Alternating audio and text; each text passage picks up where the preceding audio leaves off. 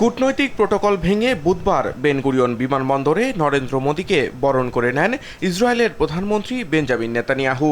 দীর্ঘ 9 বছরের ব্যবধানে আবারও ইসরায়েলের মাটিতে পা রাখলেন ভারতের প্রধানমন্ত্রী। করমর্দন আর আলিঙ্গনে দুই নেতার রসায়ন ছিল চোখে পড়ার মতো। বিমানবন্দরে আতিথেয়তা শেষে সরাসরি বৈঠকে বসেন দুই রাষ্ট্রপ্রধান। ভারতের প্রধানমন্ত্রী জানান, প্রযুক্তি, পানি ব্যবস্থাপনা এবং কৃষিসহ বিভিন্ন গুরুত্বপূর্ণ খাতে দুই দেশের সহযোগিতা আরও জোরদার হবে।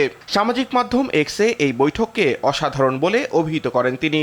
অন্যদিকে মোদীকে ভাই সম্বোধন করে আবেগপ্রবণ হয়ে পড়েন নেতানিয়াহু। তিনি বলেন, ভারত ইসরায়েল বন্ধুত্ব এখন এক অনন্য উচ্চতায়। নরেন্দ্র আমার প্রিয় বন্ধু, আজকে আপনার এই সফর নিয়ে আমি গভীরভাবে আবেগপ্রবণ হয়ে পড়েছি। কূটনৈতিক কারণে আমি হয়তো এটাকে অন্য সবকিছুর সাথে তুলনা করতে পারবো না, করলে আমি বিপদে পড়ে যাব। কিন্তু আপনি ইসরায়েলের এক মহান বন্ধু এবং বিশ্বমঞ্চের একজন বড় মাপের নেতা।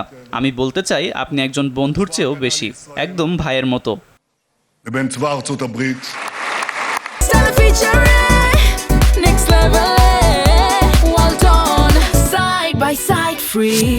এরপর জেরুজালেমে অবস্থিত ইসরায়েলি সংসদ নেসেটে প্রথম ভারতীয় প্রধানমন্ত্রী হিসেবে ভাষণ দেন নরেন্দ্র মোদী। বক্তব্যে হামাসের হামলার তীব্র নিন্দা জানিয়ে নিহতদের প্রতি সমবেদনা প্রকাশ করেন তিনি।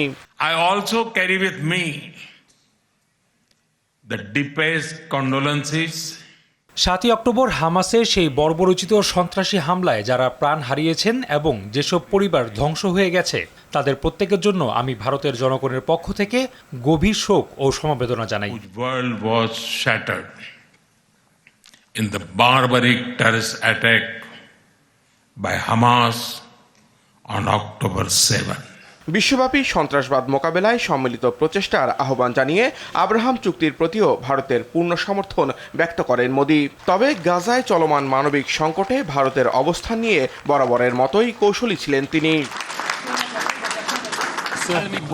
2 দিনের এই সফরে মোদীর সাথে গুরুত্ব পাচ্ছে আঞ্চলিক স্থিতিশীলতা ও অর্থনৈতিক করিডোর ইস্যু। আন্তর্জাতিক চাপের মুখে থাকা নেতানিয়াহুর জন্য মোদীর এই সফর বড় ধরনের কূটনৈতিক সমর্থন হিসেবেই দেখা হচ্ছে। গাজা পরিস্থিতি নিয়ে বিশ্বজুড়ে নানা বিতর্ক থাকলেও তেল আবিবের সঙ্গে দিল্লির কৌশলগত অংশীদারিত্ব যে আরও মজবুত হচ্ছে, এই সফর তারই প্রমাণ। সামিউল শিহাব, RTV।